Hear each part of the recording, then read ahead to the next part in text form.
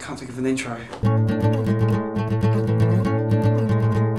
Raquel, something I should have put in my last video is that I have this tendency to get quite arrogant sometimes, so hopefully this video won't be too difficult for me to make. The thing about the things about me which I know I'm good is that I haven't actually really sort of had them for very long. So I never really used to have anything going for me, but I've managed to sort of, I don't know, like turn my life around and actually have things I can sort of stand in front of a mirror and say, Will, you have these things going for you, you're not a complete loser. So I'm well aware of like my positives. Like, I know I'm funny because I've spent the last 10 years of my life watching funny things and then trying to think of things which I think are equally funny, then testing them out on people, particularly my family. They get so annoyed, and sort of sifting through the things which are too weird that so they're not funny, and then sort of finding the things which are funny, and then gradually like working out my own sense of humour and sort of getting past the barriers of people going, ooh, he's weird, Will, ooh, he's a bit odd, isn't he? Something I've got pretty much no control over though is what I look like. Granted, I'm not particularly good looking, but I'm not like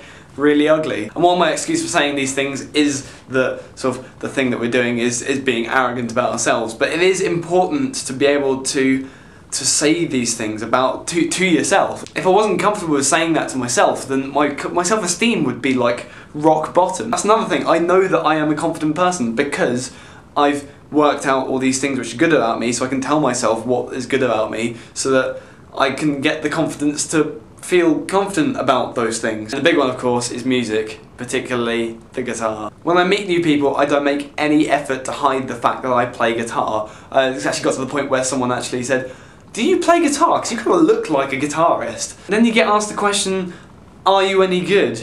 And at that point when I get asked that, sort of the two big clashing parts of my brain sort of collide, and it's sort of like, should I be modest or should I be like sort of slightly more arrogant? Because I know that I'm good. I mean, I spent the past 8 years of my life playing guitar almost every single day. So of course I'm not terrible, but does that allow me in general conversation to admit that yes, I think I'm quite good? I tend to be quite modest and let people make up their own minds, but it usually ends up with them going, hey, you're quite good. I think it's fair to say that playing guitar, or rather playing on stage, is my passion, sort of my version of your acting. I mean, the way you described acting when you really get into it, I mean, that was an erotic description of acting. There's no other word for it. That was arousing. I'm sorry if that sounds weird, but you know, you were getting into that. You were saying about how when you reach a certain point, the audience basically disappears and it's just you and the other actor becoming the people that you're supposed to be.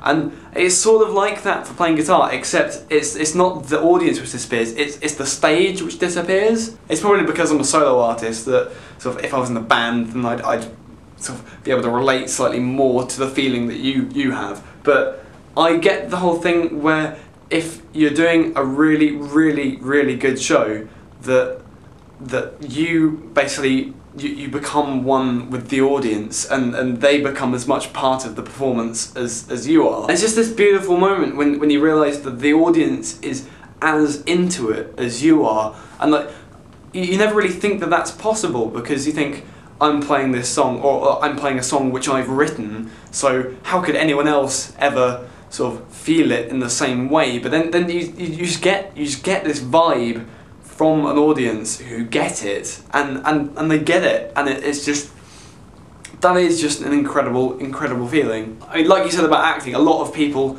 play music so that they can sort of get the fame and get the recognition, and they can end up playing on a massive stage. Don't get me wrong, I would love to play Glastonbury or something. The last couple of gigs that I played didn't even have stages. And it's kind of a two-way thing because you have the whole audience getting into the song as much as you are, but then if while you're playing, you can put yourself in the shoes of someone actually in the audience enjoying your own performance, then that just reaches a whole new level. That is my passion, that's what I want to do for the rest of my life. Okay, I don't have any questions or challenges for you in this video. I'm quite happy to continue this conversation, or if you want to start something new, then I'm good with that. Raquel, I'll see you on Saturday.